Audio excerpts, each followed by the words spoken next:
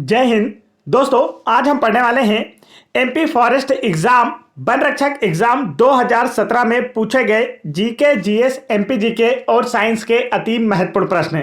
तो चलिए स्टार्ट करते हैं। वीडियो में लास्ट तक जरूर बने। वीडियो को शुरू करने से पहले मैं आप लोगों को बता देना चाहता हूं, यदि आप लोग एमपी फॉरेस्ट गार्ड एग्जाम 2022 की प्रिपरेशन करना चाहते हैं तो आप परीक्षा ऐप पर जाकर ऑनलाइन टेस्ट सीरीज लगा सकते हैं, जहां पर आप लोगों को यह टेस्ट सीरीज 50% डिस्काउंट पर मिलेगी यदि आप दिया गया कूपन कोड दबंग50 का यूज करते हैं। तो परीक्षा ऐप पर जाएं और तुरंत यह टेस्ट सीरीज लगाएं, क्योंकि इस टेस्ट सीरीज में आपको एग्जाम के सिलेबस के आधार पर सारे के सारे सब्जेक्ट मिलेंगे और इस टेस्ट सीरीज में प्रत्येक टेस्ट का फुल एनालिसिस किया जाएगा और एमपी के हजारों टॉपर्स के बीच आपको अपनी रैंक देखने को मिलेगी। तो तुरंत परीक्षा ऐप पर जाकर यह टेस्ट सीरीज लगाइए और अपने फॉरेस्ट गार्ड में अपनी नौकरी को पक्का कीजिए। आगे बढ़ते हैं नेक्स्ट क्वेश्चन की ओर। तो आज का हमारा जो फर्स्ट क्वेश्चन है वह है, विश्वास राव पेंटर एक स्वतंत्रता सेनानी थे जो 1931-32 में सतना शहर में बस गए थे। वह वास्तव में कौन से राज्य से थे? तो यहाँ पर 4 ऑप्शन आपको दिए गए हैं। तो इसका जो राइट आंसर है दोस्तों वह है ऑप्शन नंबर 4, महाराष्ट्र राज्य में। विश्वास राव पेंटर एक स्वतंत्रता सेनानी थे जो वर्ष 1931-32 में सतना शहर में बस गए थे। यह वास्तव में महाराष्ट्र राज्य से थे। सतना जिले में प्रमुख दर्शनीय स्थल शारदा माता मंदिर और चित्रकूट मंदिर भी स्थित है। अक्सर यह एग्जाम में पूछा जाता है। आगे बढ़ते हैं नेक्स्ट क्वेश्चन की ओर। नेक्स्ट क्वेश्चन यहाँ पर है हमारा, पीसी सेठी एक लोकप्रिय राजनीतिज्ञ थे, यह कहाँ से संबंधित थे? तो इसका जो राइट आंसर है दोस्तों वह है ऑप्शन नंबर यहाँ पर आपका 2, इंदौर से। पीसी सेठी एक प्रसिद्ध लोकप्रिय राजनीतिक थे जो कि इंदौर से संबंधित थे। आगे बढ़ते हैं नेक्स्ट क्वेश्चन की ओर। नेक्स्ट क्वेश्चन यहाँ पर पूछा गया आपसे, निम्नलिखित खेलों में से कौन से खेल से नरेंद्र हिरवानी संबंधित है? 4 ऑप्शन आपको दिए गए हैं और पूछा गया इनमें से किस खेल से नरेंद्र हिरवानी संबंधित है? तो इसका राइट आंसर है ऑप्शन नंबर 3, क्रिकेट खेल से। नरेंद्र हिरवानी का संबंध क्रिकेट खेल से है। नरेंद्र हिरवानी मूल रूप से उत्तर प्रदेश राज्य से थे। तो यह क्वेश्चन कांस्टेबल एग्जाम 2022 में पूछा गया था कि नरेंद्र हिरवानी मूल रूप से किस राज्य से संबंधित थे? तो आंसर होगा उत्तर प्रदेश राज्य के निवासी थे। आगे बढ़ते हैं नेक्स्ट क्वेश्चन की ओर। नेक्स्ट क्वेश्चन यहाँ पर पूछा गया था, दीनदयाल अंत्योदय रसोई योजना का पहला दौर मध्य प्रदेश के कितने जिलों में चला था? तो इसका जो राइट आंसर दोस्तों वह है ऑप्शन नंबर 4, 49 जिलों में। दीनदयाल अंत्योदय रसोई योजना का पहला दौर मध्य प्रदेश के 49 जिलों में चला था। वर्तमान मध्य प्रदेश में 52 जिले हैं। दीनदयाल योजना की शुरुआत वर्ष 2011 में हुई थी। तो यह 2017 का करंट अफेयर था, इसे आपको याद नहीं रखना है। आगे बढ़ते हैं नेक्स्ट क्वेश्चन की ओर। नेक्स्ट क्वेश्चन में पूछा गया था, हाल ही में स्वच्छ सर्वेक्षण 2017 में इंदौर शहर, यहाँ पर 4 ऑप्शन आपको दिए गए हैं, इनमें से किन शहरों के बीच सबसे साफ शहर बना है? तो इसका जो राइट आंसर था वह था ऑप्शन नंबर 2, 434। लेकिन यह 2017 का करंट अफेयर था, तो इसे आपको याद नहीं रखना है। इससे रिलेटेड एक अदर फैक्ट आपको याद रखना है, राष्ट्रीय स्वच्छ सर्वेक्षण या स्वच्छता सर्वेक्षण भी हम बोल सकते हैं, 2022 में भी प्रथम स्थान पर इंदौर शहर रहा है, सेकंड स्थान पर है सूरत और थर्ड स्थान पर है विजयवाड़ा। तो तीनों ही आपको याद रखना है 2022 स्वच्छता सर्वेक्षण में। आगे बढ़ते हैं नेक्स्ट क्वेश्चन की ओर। नेक्स्ट क्वेश्चन यहाँ पर पूछा गया था, भारत में नेपोलियन के रूप में किस मध्य भारतीय शासक को जाना जाता है? तो 4 ऑप्शन आपको दिए गए और पूछा गया है, भारत में नेपोलियन के रूप में किस मध्य भारतीय शासक को जाना जाता है? तो इसका राइट आंसर है ऑप्शन नंबर 1, यशवंत राव होलकर मध्य भारतीय शासक हैं जिन्हें भारत में नेपोलियन के रूप में जाना जाता है। और यदि आपसे पूछा जाता है कि भारत के नेपोलियन के रूप में किसे जाना जाता है, तो आपका आंसर होगा समुद्रगुप्त।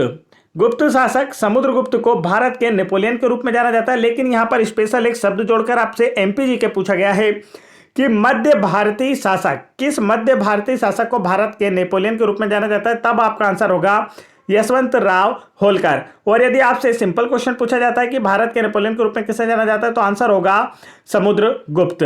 आगे बढ़ते हैं नेक्स्ट क्वेश्चन की ओर। नेक्स्ट क्वेश्चन यहाँ पर पूछा गया था, निम्नलिखित में से कौन सी योजना एमपी सरकार द्वारा शुरू नहीं की गई है?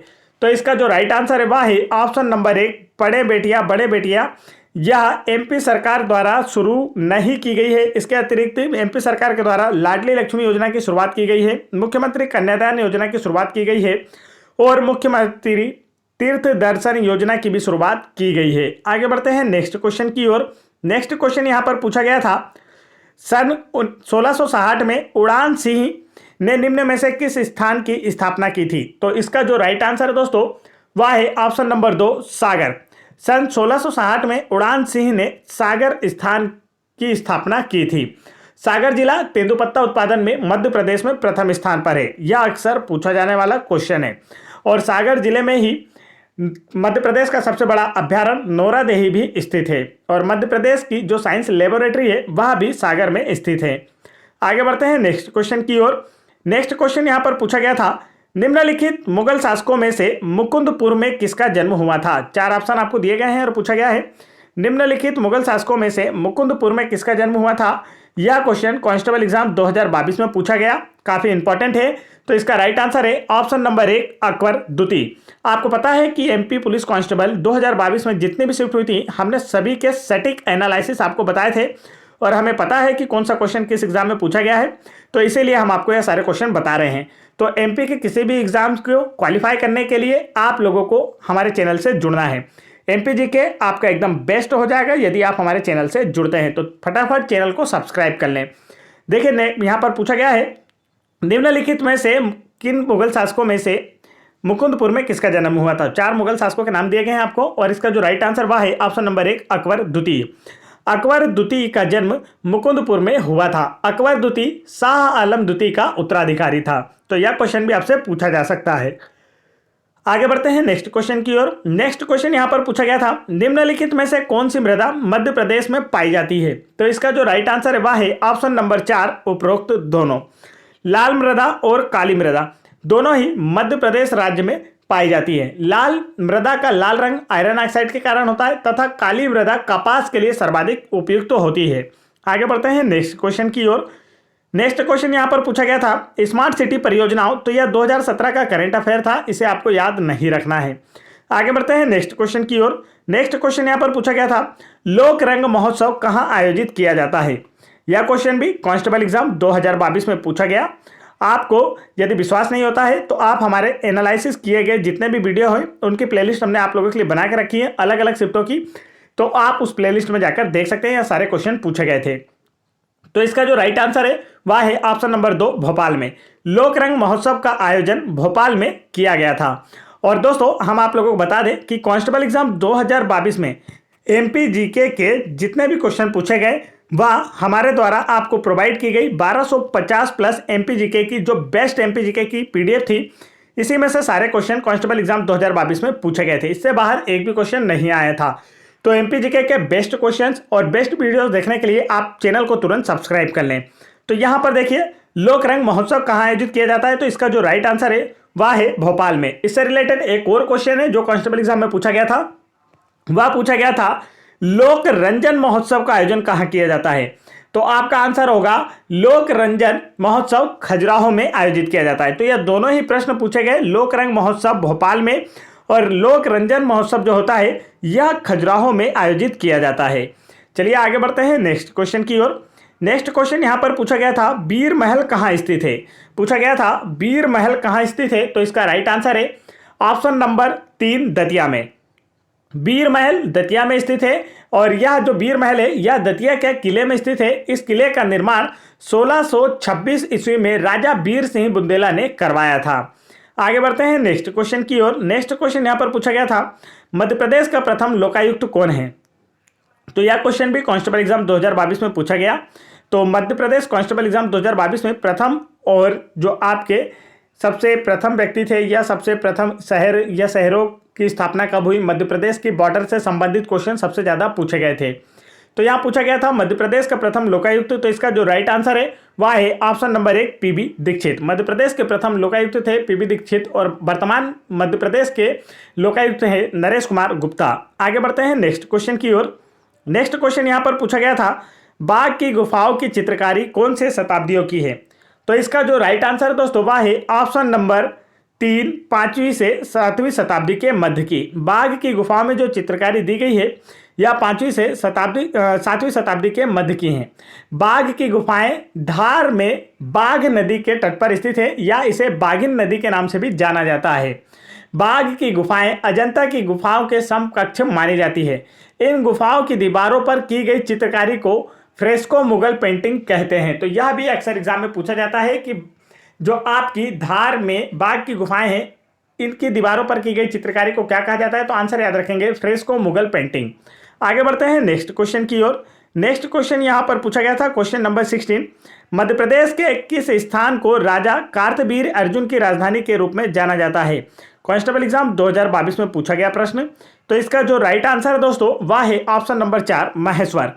महेश्वर मध्य प्रदेश के नर्मदा नदी के तट पर स्थित महेश्वर सिटी को कार्तवीर अर्जुन की राजधानी के रूप में जाना जाता है। कार्तवीर अर्जुन हेहेई वंश, तो इस वंश का नाम भी आप याद रखें, एग्जाम में पूछा जा सकता है। कार्तवीर अर्जुन हेहेई वंश के महाप्रतापी राजा थे। हेहेई शाखा के राजा माहिष्मत ने मानधाता नगरी पर अधिकार कर इसका नाम माहिष्मती रख दिया था। आगे बढ़ते हैं नेक्स्ट क्वेश्चन की ओर।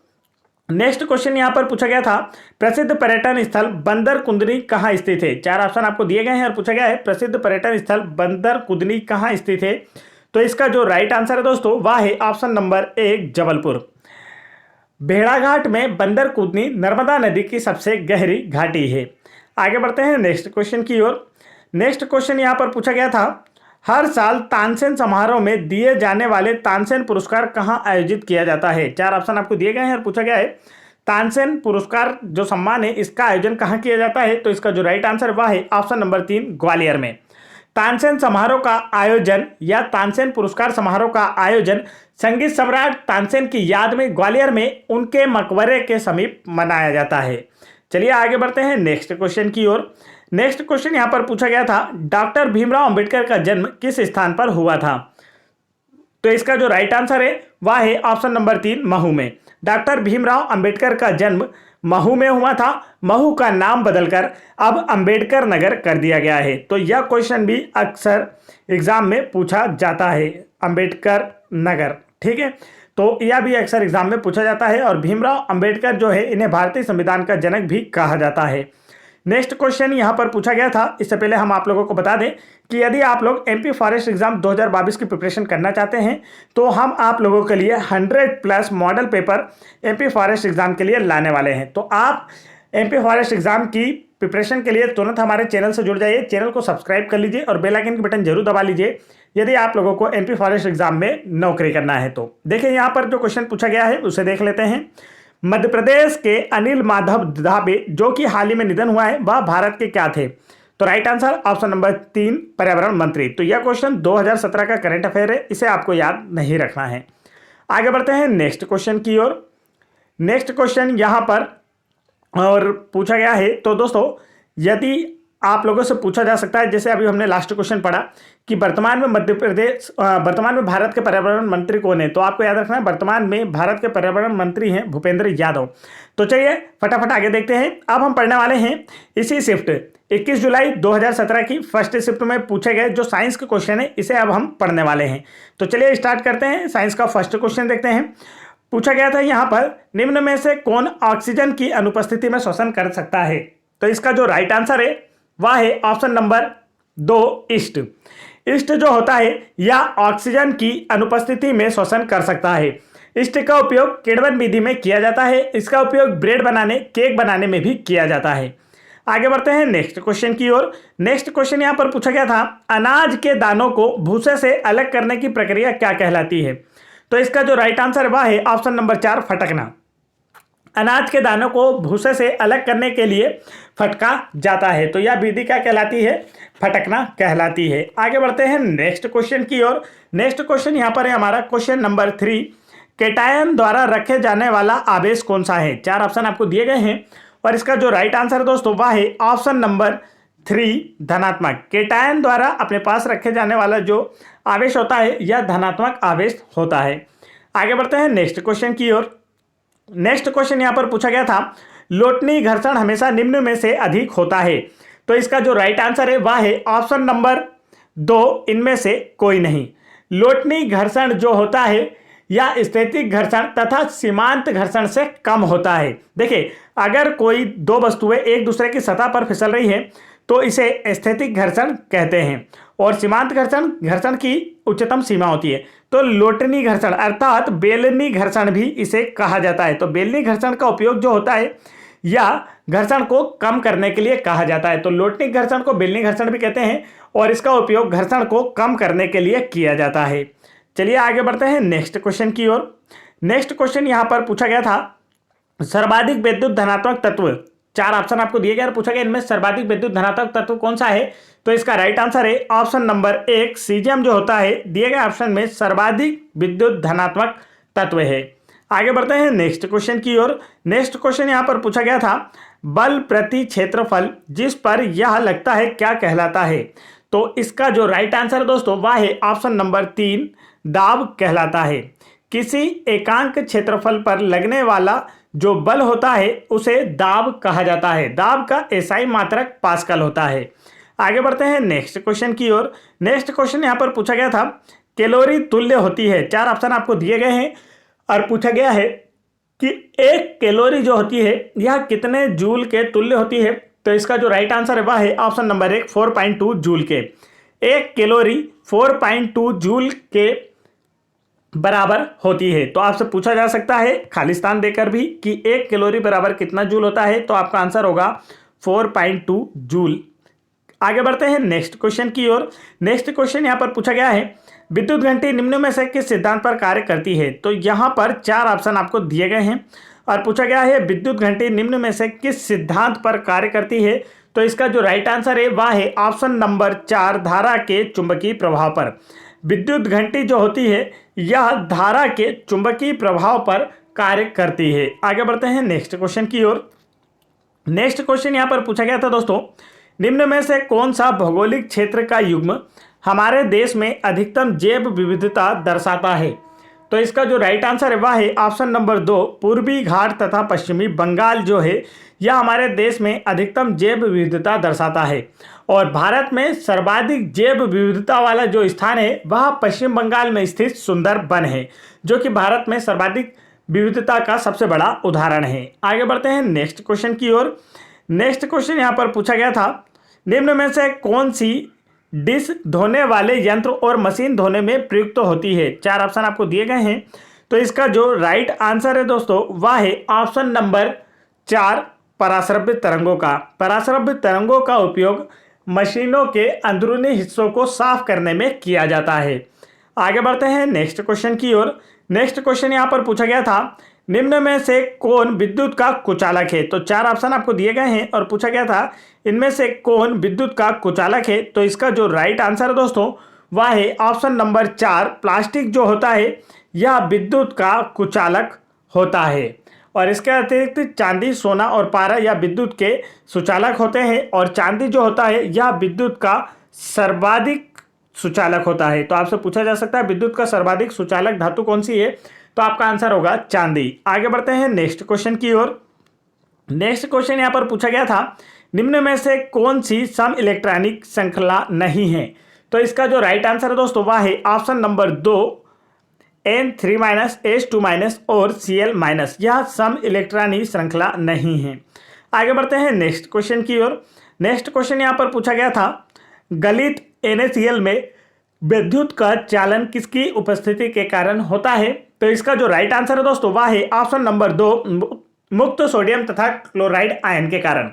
गलित NaCl में विद्युत का चालन मुक्त सोडियम तथा क्लोराइड आयन की उपस्थिति के कारण होता है। आगे बढ़ते हैं नेक्स्ट क्वेश्चन की ओर। नेक्स्ट क्वेश्चन यहां पर पूछा गया था, निम्नलिखित में से कौन से परिवर्तन के दौरान नया पदार्थ बनता है। तो इसका राइट आंसर है ऑप्शन नंबर 3 जंग लगना। जब किसी लोहे में जंग लगता है तो एक नए पदार्थ का निर्माण होता है। चलिए आगे बढ़ते हैं नेक्स्ट क्वेश्चन की ओर। नेक्स्ट क्वेश्चन यहां पर पूछा गया था, घरों में सप्लाई किया गया सामान्य जल होता है। तो इसका जो राइट आंसर है दोस्तों वह है ऑप्शन नंबर 2 चालक। चालक यहां पर पूछा गया घरों में सप्लाई किया गया सामान्य जल जो होता है। हाँ देखिए, घरों में जो जल हमारा यूज होता है, नलों के द्वारा जो हमारे घरों में नल जल आता है, यह विद्युत का और उष्मा दोनों का सुचालक होता है। और यदि बात की जाए जो आसुत जल होता है तो यह विद्युत का कुचालक होता है। तो आपसे ऑप्शन देकर कभी पूछा जाता है कि विद्युत का कुचालक कौन सा है, तो उसमें ऑप्शन होता है आसुत जल, तो वह आपका करेक्ट आंसर होता है। तो यहाँ पूछा गया है घरों में सप्लाई किया गया जो सामान्य जल होता है वह क्या होता है, आंशिक चालक, कुचालक या चालक। तो आंसर होगा वह विद्युत तथा उष्मा का चालक होता है। आगे बढ़ते हैं नेक्स्ट क्वेश्चन की ओर। नेक्स्ट क्वेश्चन यहाँ पर पूछा गया था कोशिका झिल्ली का मुख्य कार्य क्या है। तो इसका जो राइट आंसर है दोस्तों वह है ऑप्शन नंबर 2, ऑप्शन नंबर 2, कोशिका में पदार्थों के प्रवेश व निष्कासन का नियंत्रण करना कोशिका झिल्ली का प्रमुख कार्य होता है। कोशिका झिल्ली अर्धपारगम्य होती है, यह कोशिका को आकृति व आकार प्रदान करती है। आगे बढ़ते हैं नेक्स्ट क्वेश्चन की ओर। नेक्स्ट क्वेश्चन यहाँ पर पूछा गया था बेकिंग सोडा क्या है। तो इसका जो राइट आंसर है वह है option number 3, NaHCO3 baking soda का रासायनिक सूत्र होता है। इसे सोडियम बाइकार्बोनेट के नाम से भी जाना जाता है। इसका IUPAC नाम सोडियम हाइड्रोजन कार्बोनेट है। इसका IUPAC नाम अक्सर एग्जाम में पूछा जाता है, इसे भी आप याद रखें। वैसे तो इसका नाम पूछा जाता है तो ऑप्शन में आपको मिल जाएगा सोडियम बाइकार्बोनेट, लेकिन IUPAC नाम भी याद रखें तो वह होता है सोडियम हाइड्रोजन कार्बोनेट। आगे बढ़ते हैं नेक्स्ट क्वेश्चन की ओर। नेक्स्ट क्वेश्चन यहाँ पर पूछा गया था लार में एक पाचक एंजाइम लारी एमाइलेज किसके पाचन की शुरुआत करता है। तो इसका जो राइट आंसर है दोस्तों वह है ऑप्शन नंबर 2, कार्बोहाइड्रेट की। लार में एक पाचक एंजाइम लारी एमाइलेज कार्बोहाइड्रेट के पाचन की शुरुआत करता है। लार में टाइलिन एंजाइम पाया जाता है, तो अक्सर यह एग्जाम में पूछा जाता है, तो इसे भी आप याद रखें कि लार में कौन सा एंजाइम पाया जाता है। तो आंसर होगा टाइलिन एंजाइम। मानव शरीर में पाचन का प्रारंभ जो है यह मुख से होता है और अंतिम पाचन छोटे आंत में होता है। तो यह दोनों ही क्वेश्चन इससे रिलेटेड पूछे जाते हैं, इन्हें भी आप याद रखेंगे। आगे बढ़ते हैं नेक्स्ट क्वेश्चन की ओर। नेक्स्ट क्वेश्चन यहाँ पर पूछा गया था पारिस्थितिकी तंत्र में ऊर्जा का प्राथमिक स्रोत क्या है। 4 ऑप्शन आपको दिए गए हैं और पूछा गया है पारिस्थितिकी तंत्र में ऊर्जा का प्राथमिक स्रोत क्या है। तो इसका राइट आंसर है ऑप्शन नंबर 3, सौर ऊर्जा। पारिस्थितिकी तंत्र में ऊर्जा का प्राथमिक स्रोत सौर ऊर्जा होती है। पारिस्थितिकी तंत्र में उत्पाद जैसे पेड़ पौधे ऊर्जा सूर्य से ही प्राप्त करते हैं। यह स्वपोषी होते हैं क्योंकि पेड़ पौधे प्रकाश संश्लेषण द्वारा भोजन का उत्पादन अर्थात ऊर्जा उत्पादित कर लेते हैं। आगे बढ़ते हैं नेक्स्ट क्वेश्चन की ओर। नेक्स्ट क्वेश्चन यहाँ पर पूछा गया है प्रकाश का मुड़ना जब यह प्रकाशिक रूप से भिन्न 2 माध्यमों में से गुजरती है को क्या कहते हैं। 4 ऑप्शन आपको दिए गए हैं और पूछा गया है जब प्रकाश 2 विभिन्न माध्यमों से गुजरता है तो प्रकाश का मुड़ना क्या कहलाता है। तो इसका जो राइट आंसर है दोस्तों वह है ऑप्शन नंबर 1, अपवर्तन कहलाता है। जब यह प्रकाशिक रूप से विभिन्न 2 माध्यमों से कोई प्रकाश किरण गुजरती है तो प्रकाश का मुड़ना क्या कहलाता है, अपवर्तन। जब प्रकाश की किरण किसी एक माध्यम से, जैसे यह अभी वायु माध्यम में है और फिर अगर यहाँ से यह जल है, वायु से जल में प्रवेश कर रही है, मतलब कि एक माध्यम से दूसरे माध्यम में यदि प्रवेश करती है तो वह किरण अर्थात प्रकाश की किरण अपने मार्ग से विचलित हो जाती है, जिसे प्रकाश का अपवर्तन कहते हैं। उदाहरण के लिए अपवर्तन के कुछ उदाहरण भी मैं आपको बता देता हूं।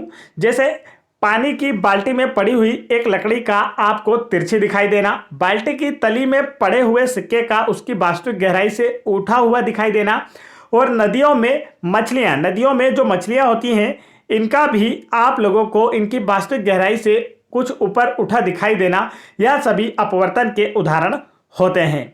तो आज के लिए इतना ही काफ़ी है। तो दोस्तों यदि आप लोगों को वीडियो पसंद आया हो तो वीडियो को फटाफट लाइक करें और चैनल को सब्सक्राइब जरूर कर लें। यदि आप लोग MP फॉरेस्ट एग्ज़ाम 2022 एग्ज़ाम जो होने वाली है और आने वाली सारी एग्ज़ाम्स में सिलेक्शन लेना चाहते हैं और MP GK के बेस्ट क्वेश्चंस के वीडियो और MP फॉरेस्ट एग्ज़ाम 2017 की सभी शिफ्टों के जितने भी MP GK GK GS के PDF है, यदि आप इसे डाउनलोड करना चाहते हैं तो आप वीडियो की डिस्क्रिप्शन में दी गई लिंक पर क्लिक करके इसे आसानी से डाउनलोड कर सकते हैं। तो वीडियो पसंद आया तो वीडियो को लाइक करें, चैनल को सब्सक्राइब करें और बेल आइकन के बटन जरूर दबा लें ताकि ऐसे इंपॉर्टेंट एजुकेशन वीडियो का नोटिफिकेशन आप तक आसानी से पहुंचते रहे। जय हिंद दोस्तों।